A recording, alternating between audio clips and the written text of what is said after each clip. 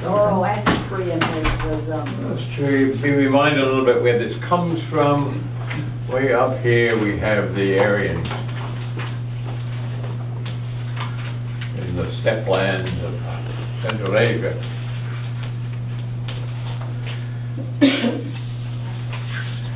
They travel in all kinds of directions, as we know now from the spread of the language. Aryan languages everywhere.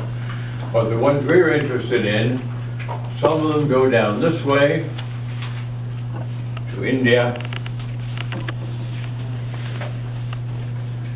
and in combination with existing religious influences in India, they generate Hinduism, early Hindu, Vedic Hinduism.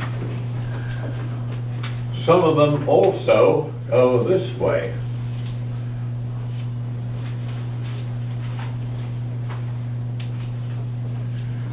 To Iran.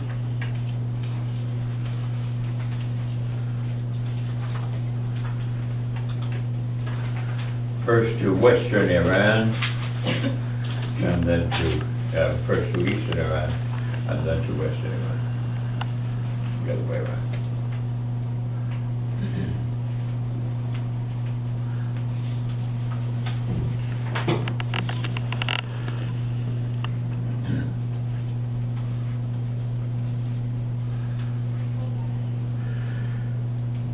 And give rise ultimately to Zoroastrianism.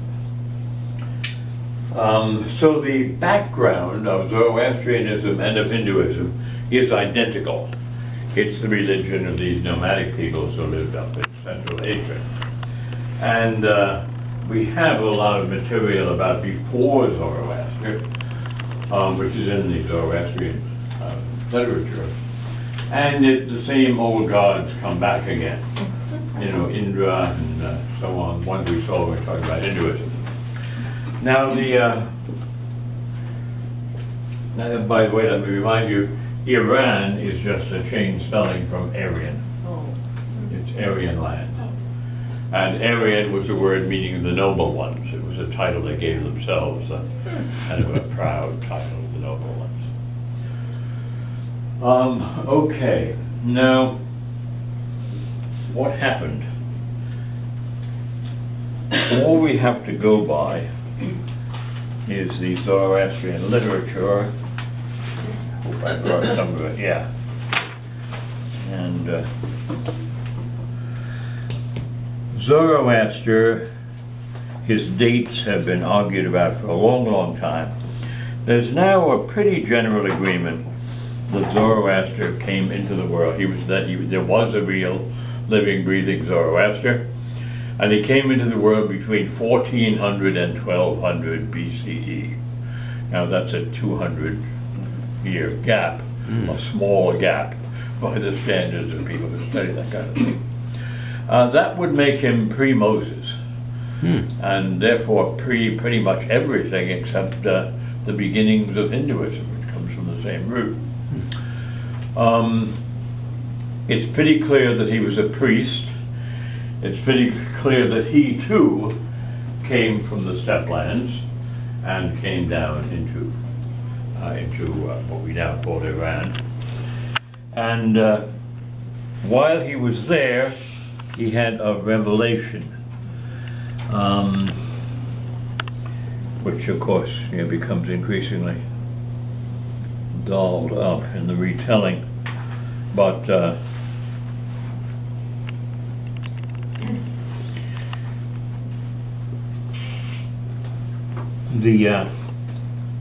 what Zoroastrians understand to be the beginnings of Zoroastrianism is pretty much this. This is from part of the Avesta. The Avesta is the sacred book of Zoroastrianism. We'll say a little bit more about it afterward. Zardusht is just one of the countless different spellings of Zoroaster. Went at dawn to the bank of the river Daiti to make his libation. Libation in the old religion. Zardusht took 90 steps to the 9 steps of Aman, And when he had taken 90 steps, he saw the assembly of the 7 Amarasmans. Again, another different spelling of what we've been calling Ameshaspentas. And when he came to within 24 feet of the Amarasmans, the Ameshaspentas, he no longer could see his own shadow on the ground because of the intense light of the, I'm going to call them Ameshaspentas, because that's what you know them as. He paid homage, and he said, homage to Ormazd. Ormazd is Ahura Mazda. Again, many spellings, and I guess the one people are most familiar with is the Straits of Hormuz, you know, which is always a big issue because it's very narrow there. That was originally the narrow way of God, and Hormuz is just Ahura Mazda, spelled a little differently. And it had a religious significance. It was you have to kind of narrow down and go the right way to be following the teachings.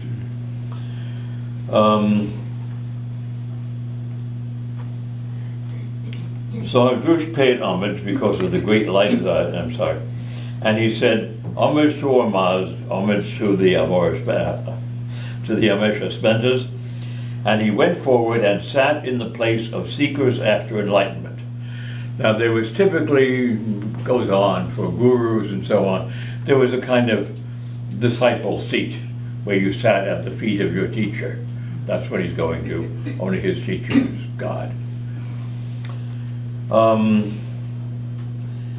Then Ahura Mazda, or Mazd, showed the duality of the original principles and declared the difference between all their operations, saying, of these two spirits, he who was wicked, that is Aliman, chose the worst actions. The Holy Spirit, I who am Ormazd, chose righteousness. So it begins with that idea of there being two forces in the world, and he is the force for good, and there's a force for evil. Skipping some stuff.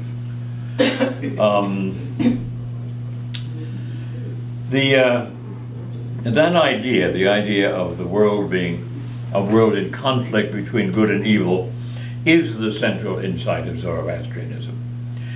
And the evil that it talks about is all kinds of evil. Outstandingly moral evil, that's the most important of them, but physical evil as well, disease, disaster, all of the bad stuff.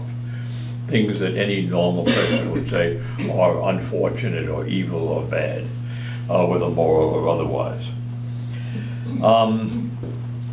And postulates a power that lies behind this evil. And that gives rise to all kinds of theological questions. Where did this power come from? It can't be created by Ahura Mazda, because Ahura Mazda only does good stuff. Therefore, it has to be a given. It is just there from the start, whatever you mean by the start. But it does have an end, and that end is the climax of the Zoroastrian story, when the power of evil is ultimately subdued and forced into the underworld, and we live happily ever after. Now, that's worthwhile pausing. Zoroastrian scholars were often challenged by others about this idea of there being this evil entity from the start. And the response is always, this is indeed very mysterious. It seems almost incoherent, but no other doctrine does any better. And I think they're perfectly right. I mean, Christianity insists there is only one God. God is totally good, does only good stuff, but hey, there's evil, And if you say, well, evil comes from Satan, well, Satan is a creature of God, apparently. How did he go bad? In other words, badness comes into all of these pictures. And I think in the last analysis, everybody says it's just there. In Judaism, there is no original sin doctrine or anything like that. For the Jews, it's just there.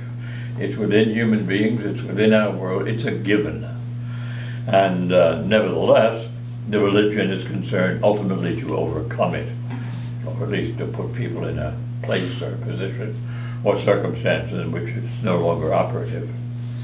So is Zoroastrianism monotheistic or not? It's obviously not an easy question to answer.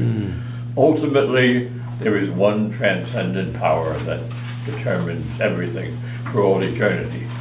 But there's this other entity there from way back, whatever way back means. And does that mean that there's dualism in the sense of two deities, or monotheism because one of them gets subordinated to the other? You know, who can say? It kind of depends how you use the words. The Muslims considered Zoroastrianism to be monotheistic. And that's why even in post-revolutionary Iran, today's Iran, there is always respect for, I mean, theoretically at least, there's respect for Judaism, Christianity, and Zoroastrianism, because these are monotheistic. Ahura Mazda and Allah and all being the same deity, God. Now, I don't know what more really can be said about that. It's philosophically an intriguing thing, but the problem of evil is, I think, one of those problems that never gets anything like solved. It's just there. All kinds of attempts are made to, like Christianity was very hooked on Augustine's idea that God creates free will, and free will, being free, can be free to do evil things and so on. But as the monk says in Brothers Karamazov, what about the little kids who suffer? You know, they didn't do anything. You know, you can't get out of it that way. Nobody's free will makes for all these misfortunes we find everywhere. So I'm inclined to just say it's one of the great unanswerable questions, like freedom and determinism. How can they both be there? They both got to be there. How do you put them together? No one seems to come up with a satisfactory answer to that. So that that conflict is always there. Just a little bit on the conflict itself. This is from an early Avesta text. Ahriman is against Ormazd. Ahriman is one of the many names of the evil being. Another of his names that comes along later is Shaitan, which sounds like Satan, and it is Satan. Akuman against Vaman, Inda against Azurvash. These are all the good spirits versus the bad spirits. I won't go through all their names. But they're all set against one another, just kind of set up the scene of a universe of conflict. Falsehood and deceit against truthfulness, the sorcerer's spell against true religion, excess and deficiency against right measure, bad thought, word, and deed against good thought, word, and deed, aimless lust against goodness, love, and wisdom, idleness against diligence, sloth against needful sleep, vengefulness against peace, pain against pleasure, stench against fragrance. You know, it's a mixture of physical and moral conflict. Darkness against light, poison against ambrosia, bitterness against sweetness, parsimony against generosity, avarice against discriminate giving, winter against summer, cold against heat, defilement against cleanness, pollution against purification, discontent against contentment, and other devilish spirits against other divine spirits. So it's a way of bringing out that we're talking about the whole thing, all the things that we kind of contrast as yin and yang, maybe? It sounds like yin and yang.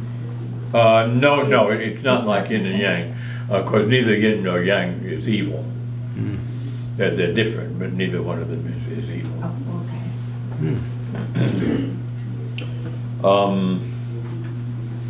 And in yin and yang, you have to have them both. You can't have a purely yang anybody or anything or universe.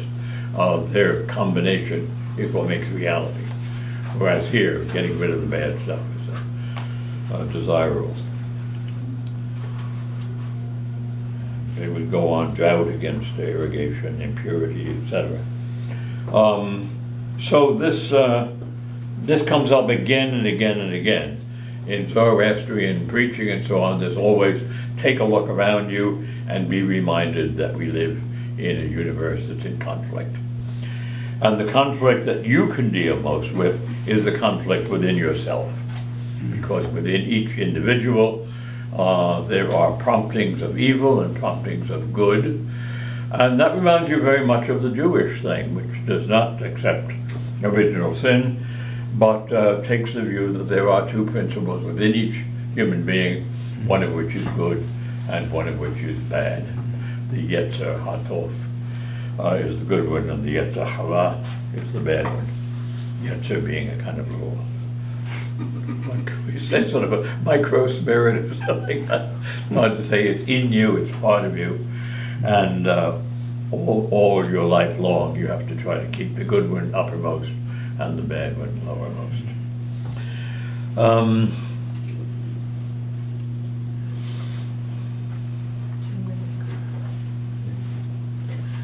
Let's take a look at almost all great religions are remain great and survive because of political sponsorship. Every religion has ultimately some big political sponsor. In Christianity, it was Rome, which made Christianity the religion. And the same thing takes place in Zoroastrianism. Let's just take a look at the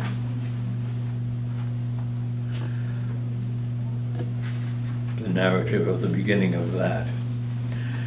This goes back to the time of the beginning of it.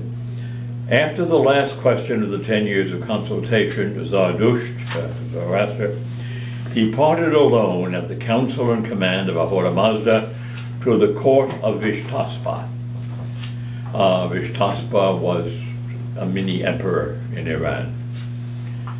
Vishtaspa, though his great wisdom, his rightness of thought, and his spiritual beliefs would have been ready to listen to Zardush's words in order to judge his prophethood, but even before he could hear his words and recognize what he was, Vishtaspa was turned against Zardusht through slander and sorcery by the persuasions of the Kayyags and the Karbs.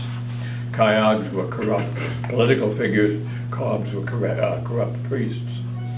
So, right from the start, he himself is victimized by this conflict. The Vishtaspa is a good ruler, but he is immediately misled by these corrupt people. So when the message gets to him, he has already been told that this is an evil man coming. A great miracle was manifest to King Vishtaspa and his retainers when they found that after Zarathustra was imprisoned and tortured, he was healthy, alive, and glorious. Despite his hardship and his fetters and his starvation, he looked very well indeed. It reminds you a little bit of Daniel and the lion's den, and things like that, which is again set in Persia.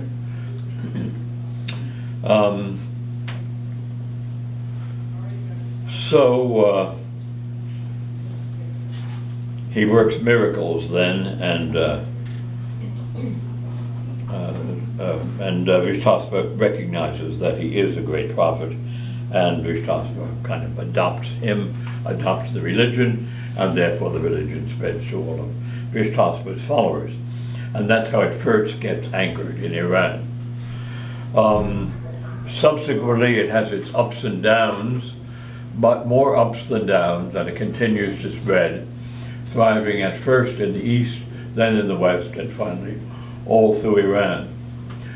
By the time we get up to the 4th century BCE, Cyrus the Great, who will have the Persian Empire, the whole thing, recognizing that Iran is Zoroastrianism, does the same thing that Constantine did, make Zoroastrianism the official religion of Iran.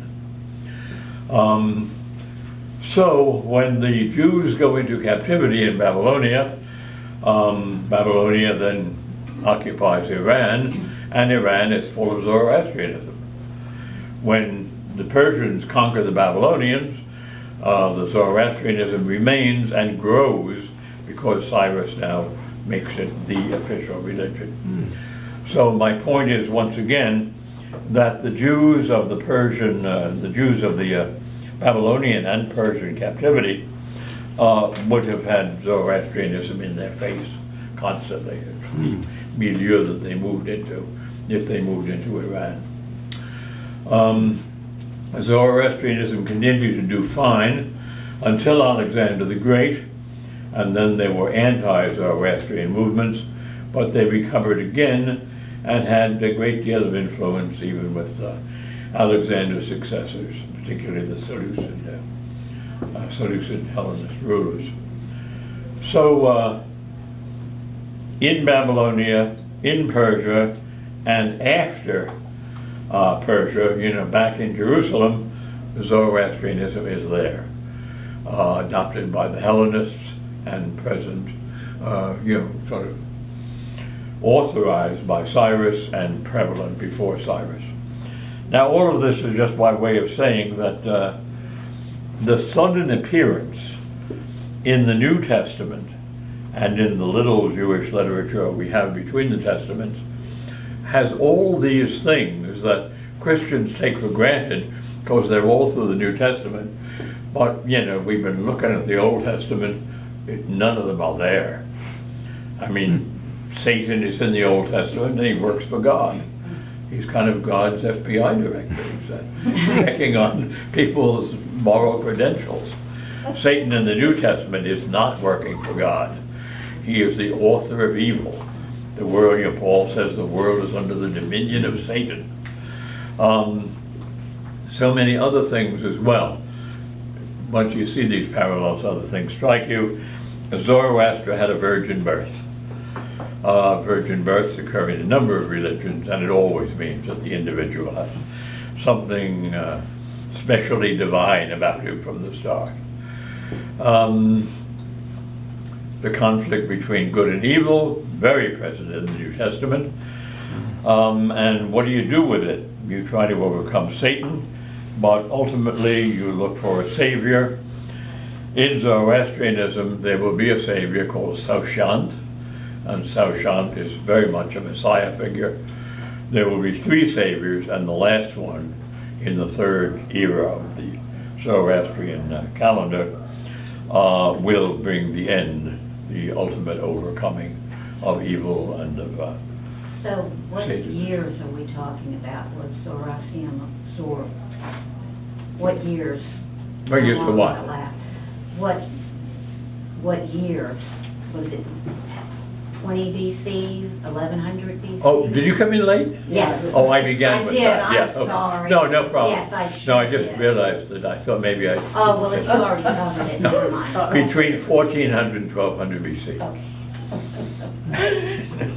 No, I thought I You probably thought I did. said something that I didn't say. Okay. So they're still awaiting the Redeemer? The third They're still waiting Messiah, for him, They're yeah. waiting on the Yeah. third. third Messiah hadn't shown Yeah, up yet. yeah, I saw the Christians, Yeah. Quite, even in the liturgies, quite similar. We wait for him who is to come. How many Zoroastrians Are there now? in Iran now at this point? Oh, very, very few. Been pushed out. When Iran became a Muslim country, after having been Hellenistic and Persian and so on, there was conflict between Muslims and Zoroastrians. Sometimes they got along fine, sometimes they didn't, but life became nervous-making for Zoroastrians in India. And many of them migrated then to, in Iran, many of them migrated then to India. And they went to Gujarat. If you have a sense of the map of India, think of India as having, as you face it, kind of a lump out here, and then it comes down this way. Gujarat is the bottom of that lump. So that's where they went from Iran, which is over here with its own lump, and settled there and were very well received by the Hindus. The Hindus liked them from the start. And India then had Muslims, it had Hindus, and now it has Zoroastrians. So they did pretty well in Gujarat, and later on, when a Muslim ruler in Gujarat was unfriendly to Zoroastrians, many of them moved from Gujarat down to Bombay, where they were very well received and became what small numbers of them are still now, very often wealthy, professional, highly educated people in the Bombay area. Now, they came to be called Parsis in India. Parsi from Persian. The others who stayed behind in Iran, and that's what you were asking about, didn't do as well. They were at times persecuted, always kind of relegated to second, third, or fourth class citizenship, and learned to keep a very low profile and not to expect very much. Their salvation came from the Parsis in India, who considered them to be, where they came from. These are our spiritual ancestors, and they filled them with care packages, basically. They to this day, they send big contributions to the Zoroastrians in Iran. I visited the Zoroastrians in Iran. They used to be in two main areas, Zerzan and Yazd. Now most of them are in Yazd, and there are little villages around Yazd, which is a big town, which are Zoroastrian villages. And you can visit them, and if you ever go there, I hope you do. It's a delightful experience. They're just lovely people. And as I mentioned before, the symbolism, there are no locks on doors in a Zoroastrian village. That's because we're dedicated to morality. We trust one another. We don't need locks on our doors. Another characteristic of it's striking in the village, these are pretty poor people. They're not starving of anything, but they're pretty poor people. Everything is immaculate and tidy. Wow. And that is part of the symbolism of the good versus evil. They don't like a mess. They don't like sloppy. Because that's kind of getting towards the evil thing. Beautiful rather than ugly. Beautiful and ugly are part of the dualism of the world. Order rather than chaos. Definitely. And therefore, everybody's house is painted, their floors are swept, their garden is tidy, and the people themselves look quite tidy, but usually in pretty humble clothes. In Iran, of course, women are to be veiled. The veil is required of women, and until fairly recently, the veils were always those big black veils that looked like nuns of yesteryear or something of the kind. Zoroastrian women have bright flowery veils. They're often green with flower patterns on them and things like that. So they think it's ugly, this black thing. And since it's their own town, they don't have to cater to the mullahs. They keep veiled because they don't want to get in any trouble. But they'd rather have a pretty veil. Pretty veil. Yeah. They seem to be such a harmless people. I don't know why anyone would persecute them. Yeah, but harmless people always get persecuted. Oh, yeah. Yeah, look what happened to the Quakers. Yeah. You could be more harmless. That's the evil point. And the persecution is always, well, it's not always anything. Sometimes it's just, we want your land. But it's always this dogmatism, if you don't believe what we believe, which is the only truth, then you're a danger, because your very existence is kind of standing for the non-truth, and therefore maybe you can be converted, maybe you can be exiled, maybe you can be just wiped out, or driven to mountains where nobody wants to live, or something like that. It's dogmatism that generally does it. We have the truth, and anything else is untruth and a danger to the truth. So at what point did Islam become the official religion of Iran? Was that 7th century. fairly recently? Pretty historically? early. It was mainly in the Abbasid Caliphate, and therefore 7th and 8th century. Oh, it's not long Not after. too long after Muhammad. Oh, yeah. Yeah, and they fought with the Persians, but in general, it was a pretty harmonious takeover. You know, there were not great battles between Persians and the Muslims. They kind of fitted in. Often the early Muslims did. They, you know, they let them see the muscle. You know, don't mess with us. But on the other hand, you know, we would rather just, you know, fit in. You know, you pay taxes to us now and not to that guy. And often that guy was somebody they hated. Yeah. So it wasn't too difficult. During Roman times, as the Romans took all kinds of gods and made temples to them in Rome, wasn't there an Persian god that they took called Mithra? Yeah. Well, he's not only Persian, he's Aryan. He goes all the way back. And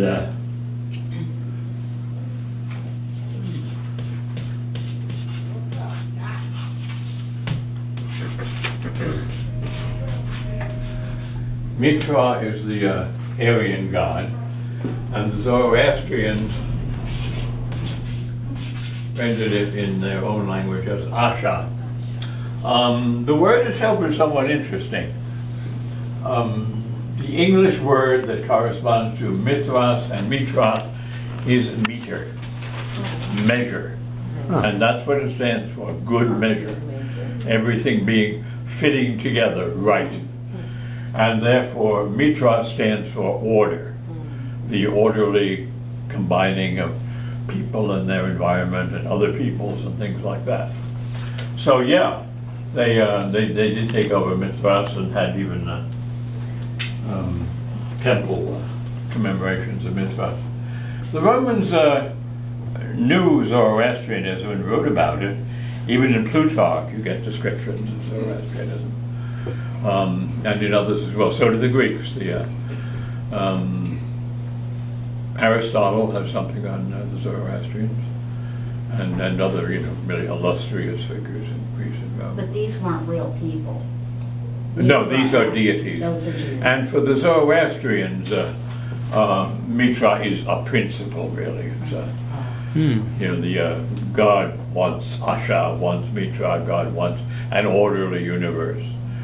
And there again, you can kind of see the dualistic thing, order versus disorder. Mitra stands for order. The mess, every kind of mess, stands for disorder. So yeah, I'm glad you brought that up. And Mitra finds his way into Hinduism as well, early Hinduism. Excuse me, Mhm. this may be off subject. The Aryans, you said. Yeah. I associate like people who consider themselves the Aryan nation, blonde, blue-eyed. Mhm. I don't think of that in Iran.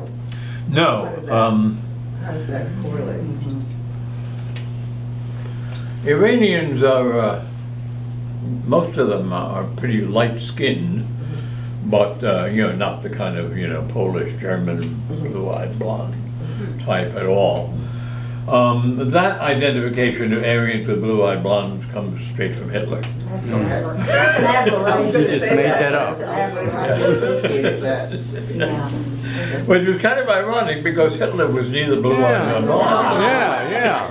Neither was Hitler, you know, I mean. No, they were all blonde. Yeah, they didn't look like the type that they were saying is the only kind of people we want. I was gonna say that, but I didn't Oh, know. wow. Yeah, that's I didn't right. associate with that, you know? But I mean, Hitler did take propaganda based on this history, you know, to kind of underpin his own thing that Aryan races were the races to be sustained, and non-Aryan races were the races to be put down. So that meant you know, Jews, Semites, Negroes, everybody, every other kind of ethnic strain was out of the picture. But Aryans were, you know, all over Europe, and therefore the Scandinavians, the Portuguese, all of them are Aryans, and they were all welcome as far as that went. Hitler thought some were more Aryan than others, and the most Aryan were in Central Europe, particularly in Germany. You may have heard of the Lebensborn program, which was a program whereby blonde, blue-eyed German soldiers were sent to Poland to be mated with blonde and blue-eyed Polish girls. To have blonde, to blue-eyed produce Polish blonde, babies. blue-eyed German babies. So these, I mean, that's how the breeding went. Then the baby was taken from the mother after being nursed and brought back to Germany and raised there and put in the Hitler Youth Movement. And in fairly recent times, a number of these mothers have found their kids. There's been a lot of research done on that. They've even been, I mean, they're all old now. You know, very touching reunions. You know, where the kid never knew how he got there, or, you know, why was I in Hitler Youth? And the mother says, I can tell you how you got there, why you were in Hitler Youth. So that was part of that same blonde imagery, an attempt to actually breed for it. The Nazis are very much in favor of eugenics in general, selective breeding, you know, sterilize the ones we don't want more of, and fertilize the ones we do want more of.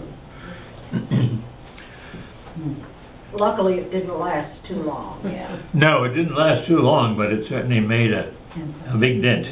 Yeah. Oh, boy.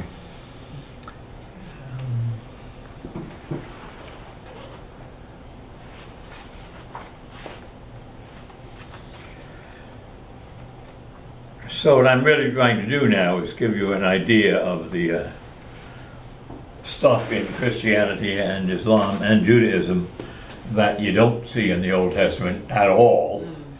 And then when you read the New Testament, it's all over the place.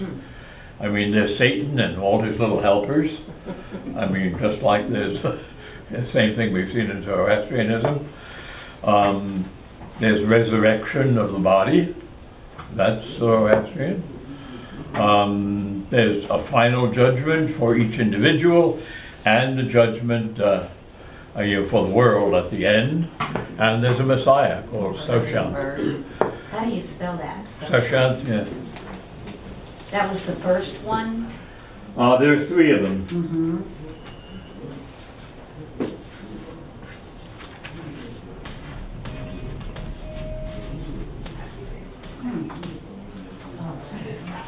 What's that first? So kind of like Messiah in Hebrew, it's a generic term. You could have lots of messiahs. Remember the prophet Ezekiel called Cyrus, the Persian emperor, the Messiah, because he saved us, let us go back to Jerusalem.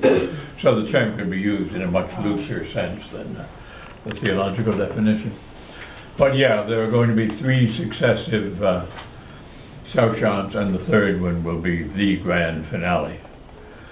Other things in there too.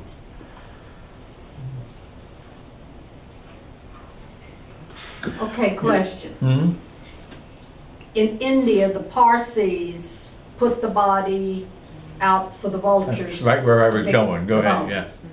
Okay, then how do you resurrect that body if the vultures have picked it clean? The idea is that the theory is that the body is reconstituted from the bones. And I mean, this is obviously just a mythology that's brought into account for who can explain the resurrection of the body anyway. But that's how it's done. And do you know what she's talking about, the vultures at all? Okay, you have these towers of silence. Tower of Silence. Yeah.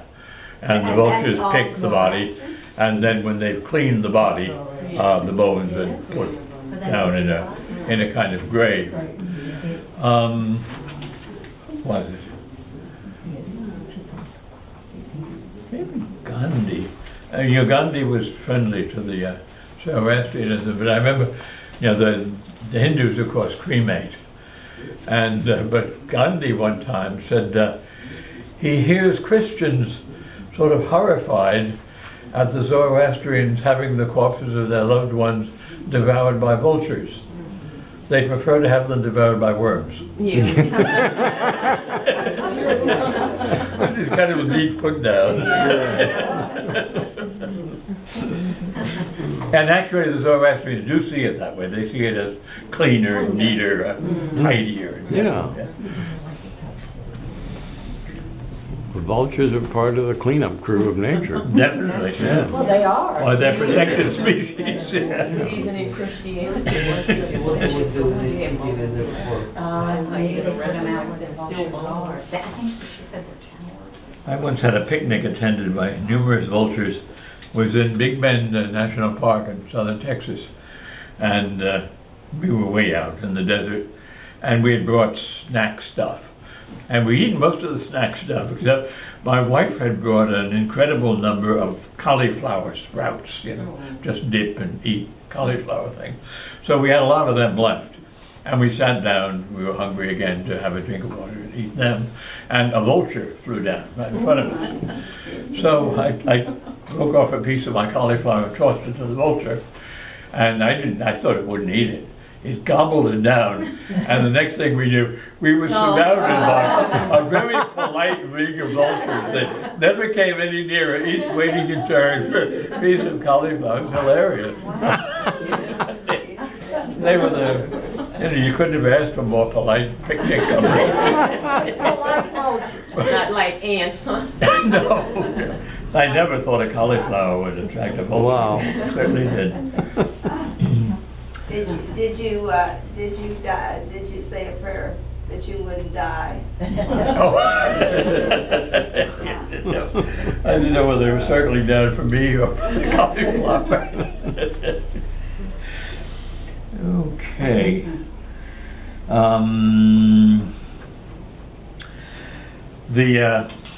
We talked about the Towers of Silence, the Dharma.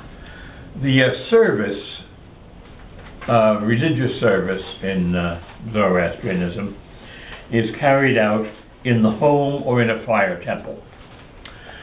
There's a big fire temple at Yaz. I mentioned going to a little Zoroastrian village near Yaz. I went to the big temple in Yaz as well.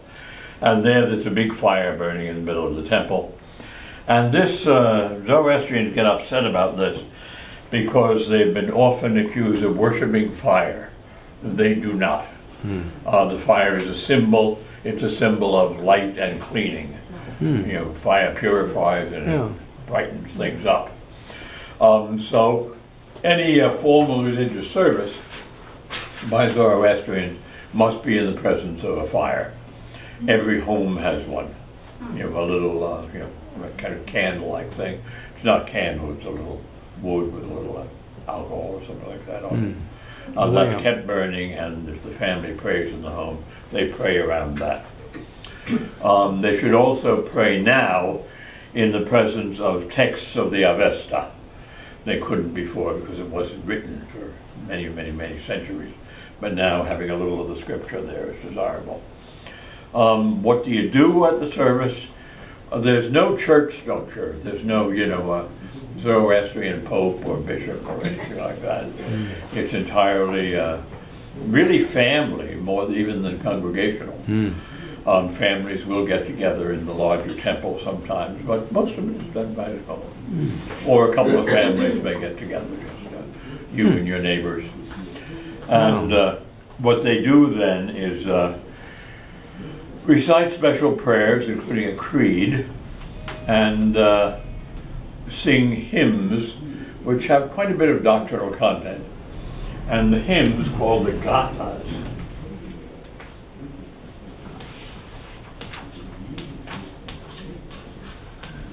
there are 17 of them. Some of them are sung at any religious service.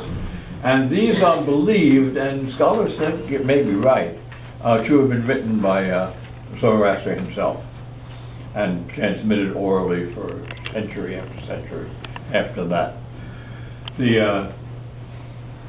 There are 17 of them. Some of them are sung at any service, and they contain a lot of Zoroastrian doctrine, as well as your praise to things like that.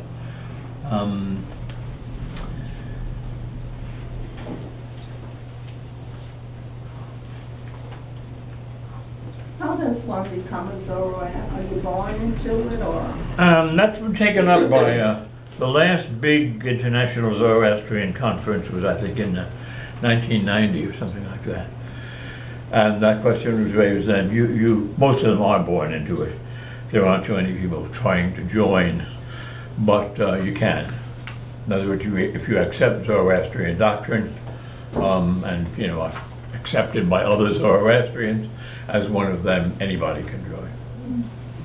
And some do, but it's very small now. Their numbers are very small, and they're kind of overwhelmed by their neighbors. But I think in India, some Hindus have become Zoroastrians.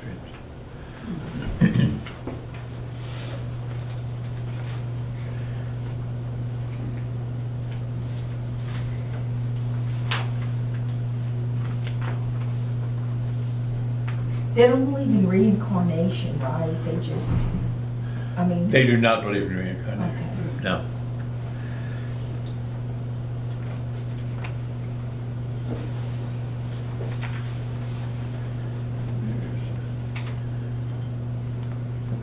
I'll read you part of the liturgical creed. One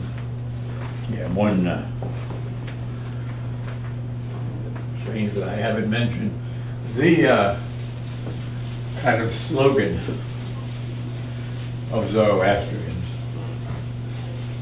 and it comes up over and over and over and over in all their text, is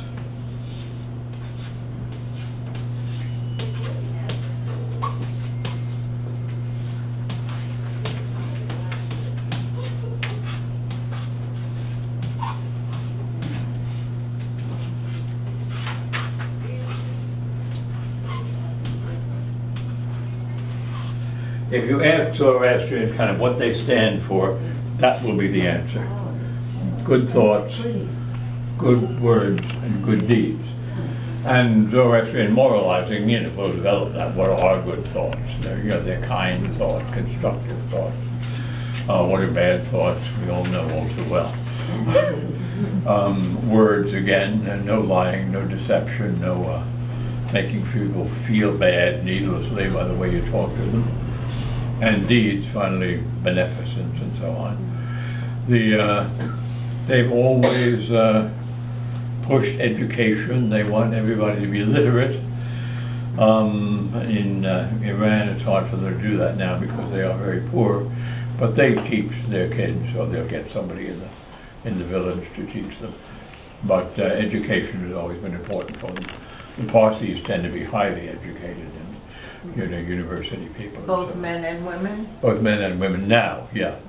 Pretty like, like most of the big religions, like all of the human world, they were men-centered for most of their history. And in relatively recent times, the same times for everyone around 19th century and later, you began to see a recognition of women's equality. Accepted first of all by the more educated, more slowly by the less educated, and now in all Zoroastrian statements you'll have insistence on the equality of the sexes. There are even modifications of texts where it used to be just men, and now it's men and women, or some neutral term. So do you kind of get the idea of what's going on here?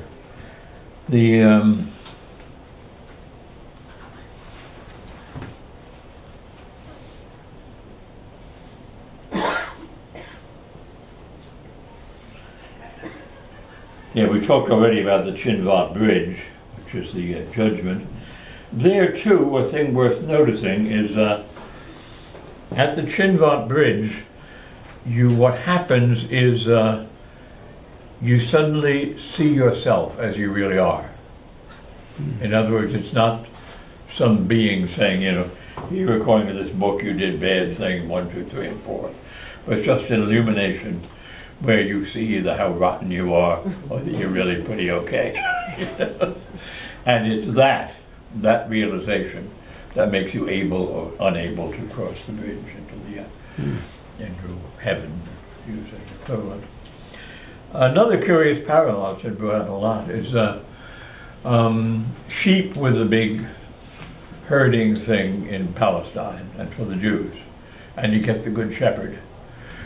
In Iran, the big herding thing were cows, and you get the good cow herd. You know, quite parallel.